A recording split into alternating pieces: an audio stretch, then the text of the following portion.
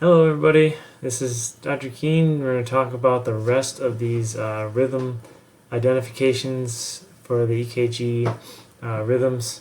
We talked about the atrial rhythms and the junctional rhythms and ventricular rhythms up to this point. We're going to talk about some heart block rhythms and also how you see some heart attacks in some of them and those kind of things. So this is the last of this section, and actually what we're going to do for chapter 10 is you're going to be just going over that on your own, because it's emergency type stuff which you guys have been done quite a bit before. So again, just like before, I'm going to hit the high points on this, but it's up to you to make sure you go through and review this and make sure that you are reviewing those flashcards I gave you. And again, like I've said before, memorization is all about repetition. So the more you expose yourself to these different rhythms and see them and look at them and see descriptions along with them,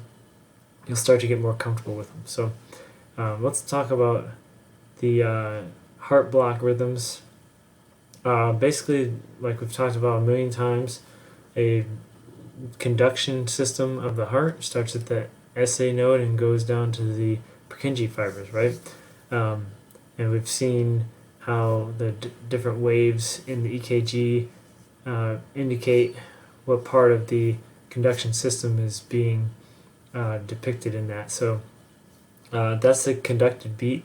A block beat would mean that the electrical impulse begins in the SA node, but then somewhere along the line it doesn't go through the whole process. So a first degree block would mean that the PR wave is greater than 0.2 seconds, because remember the PR interval is supposed to be from 0.12 to 0.2. So if it gets longer than that, then that's an indication of a first degree block. Second degree block type 1, the PR intervals are also longer, but they're progressively getting more and more long as each beat goes along. So it's also called Wenkebach, and so that's sometimes referred to as that. The second degree type 2 is when you have that prolonged PR or PR interval, and the relationship between the P wave and the QRS wave is expressed as a ratio. So basically you'll see like two beats or two impulses in a row that are very similar, and then you'll get nothing, and then you'll see two more, and then you'll get nothing. Or if it's three, then you'll have three in a row and then nothing, and then three, and we'll see that here in a second. Third degree heart block is a big deal. This is can be lethal, and basically you don't see much of a beat at all. So that's a significant dangerous one. An escape pacemaker, this is just in case your SA node doesn't fire, you do have a natural pacemaker below your SA node that kind of helps to take over for that.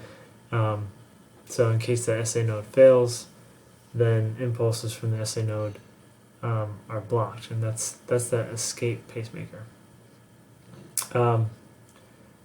So these are things you need to pay attention to when you're looking at block rhythms, and we're going to look at them here more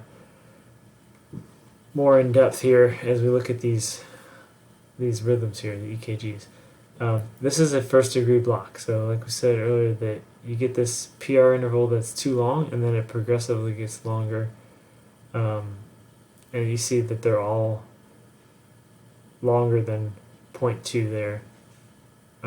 Second degree block, here's the first one, here's the second one, third one, fourth one, and those are getting longer and longer and longer. And that's the second degree block, Mobitz type 1.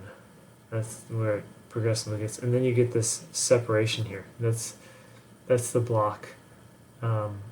There's just no beat there. Third degree block, you can see how there's basically pretty much no impulses going on there at all. So that's a dangerous one. First degree heart block it can be caused by medications. It's usually not something that needs to be treated, and it can be in well-conditioned athletes. I've told you guys this before. You got to know the history of your patients. If you have a well-conditioned athlete and they have really low heart rate and they have this first-degree block, sometimes it's just because their heart is so efficient. It doesn't have to go through all those processes. Second-degree heart block can be because of aging. They can have some different conditions that are causing it. Usually Mobitz type 1 is harmless, but they want to be monitored. The second degree type 2, that one they need a little more monitoring. Third degree heart block, this is, like we said, is a dangerous one. So you definitely need to take care of that one and determine why that block is occurring. And sometimes they need to have a pacemaker implanted to help that.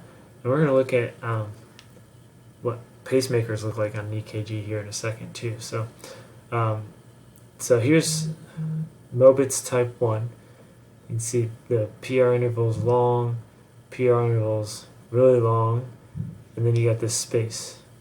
PR intervals long, longer, longer, and then you got this space. So that's the type 1. And then this one right here, third degree block, there's not much of a pulse there at all. So here's first degree heart block again, a long PR interval, long PR interval, long PR interval. That's what gives that away. Mobitz type 1, long, longer, longer, longer, longer, and then you get this space. So here's the Mobitz type 2 and third degree. Again, very random EKG pulses there. Another first degree block, another Mobitz type 2. So again, like I said, this is stuff that you need to go through and review on your own and make sure that you are just repetition. Now, some of these are going back to some of the other ones that you've seen in the past, trying to remember and remind you of these. Remember a ventricular rhythm. You see this real wide QRS wave. That should indicate in your brain, oh, that's got something to do with the ventricle. So again, these are going back to some of the ones you've seen before. Make sure that you look through these. This one right here is a sinus rhythm, normal rhythm, but then it has a premature ventricular contraction. The reason you know that is because you see this QRS wave is wide, real wide. So that's a good indication of that. Here's sinus bradycardia. You should know what this one is. Asystole, that one's pretty straightforward. Ventricular fibrillation. So again, make sure you're going through these and practice them, look at them, and repetition. Okay, pacemakers, and we're going to look at what those look like. You can see those on the EKG, and you can tell when a patient has a pacemaker. Now, you can tell when a patient has a pacemaker just by looking at them when they have their shirt off, because you're going to see a little thing under their chest. But they have different types of pacemakers. One single chamber, it means it's stimulating either the atria or the ventricles. Dual chamber is doing both. And a fixed rate pacemaker, it's set to create a specific rate for that patient. So here's some things that you need to understand about pacemakers. They're implanted in the chest, and then they have electrical wires that go down and control the heart, and have that senses the information in the heart, and then it creates that artificial impulse. Now, this is what it looks like. So here's atrial pacing. You see this little spike right before the P wave. That's an indication that they have an atrial pacing pacemaker in there. This one is a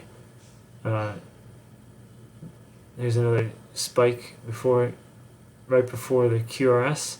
That's a ventricular pacing pacemaker, because remember the QRS is what's controlling the ventricles.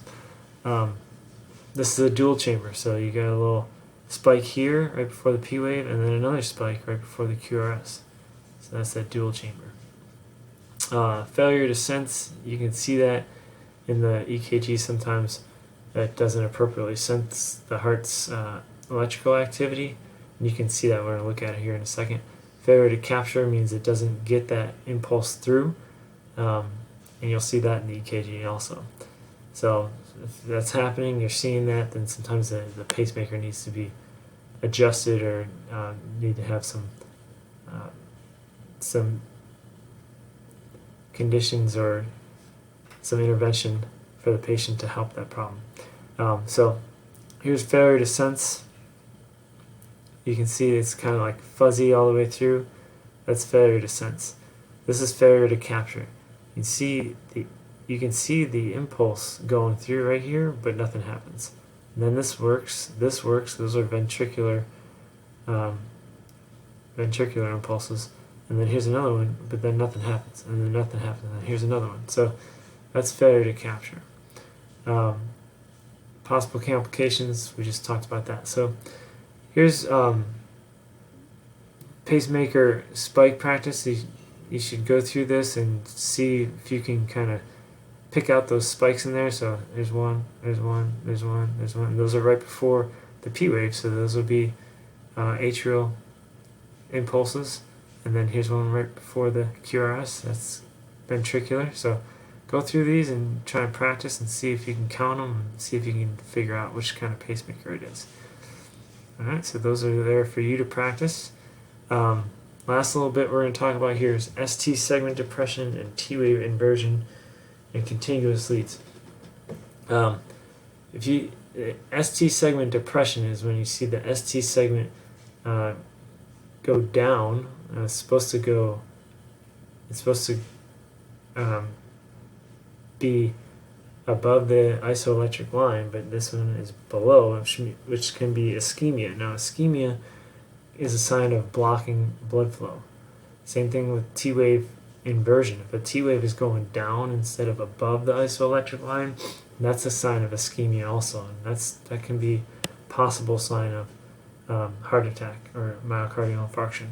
So contiguous leads, electrocardiography, 2 or more leads that record activity of the same heart area. Usually that's not supposed to be happening, so that you can see that too. ST segment elevation, this is indication of heart attack, and then ST segment elevation, non-ST segment elevation, MI, that's a different kind of heart attack. And you can see these in the waves as well. So segment depression, here's QRS is here and the T wave is going down. And you can see how the wave where the S and T come together is below the isoelectric line. Same thing here, and the T wave is inverted. So those are signs of ischemia. This is a ST segment elevation. So you remember it's supposed to go down here, but it's stopping way up here. And those are signs of heart attack. So those are important to be able to see that. And here's some more practice again. Going through and looking at all the different types of waves that we've seen all the way through this. Make sure that you continue to go through these. And like I said before, it's good for you to use this PowerPoint and put it in the actual presentation mode, so you can go through it like this and have the blank EKG in front of you and try and figure out what's going on there and see if you can kind of pick out what kind of strip that is, and then you show yourself what's going on. That way you can kind of quiz yourself.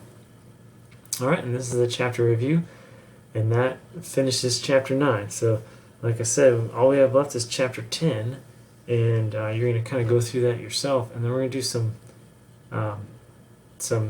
exam practices, and I'm going to make those available to you on Canvas, and those will be good for you to go through. I've also given you access to the rhythm quizzes on there that gives you a bunch of different rhythms, and for you to look through those and try and quiz yourself on that too. So I recommend that you go on there and do that as much as possible. You can do it as many times as you want. If you have any questions, let me know. Have a great day.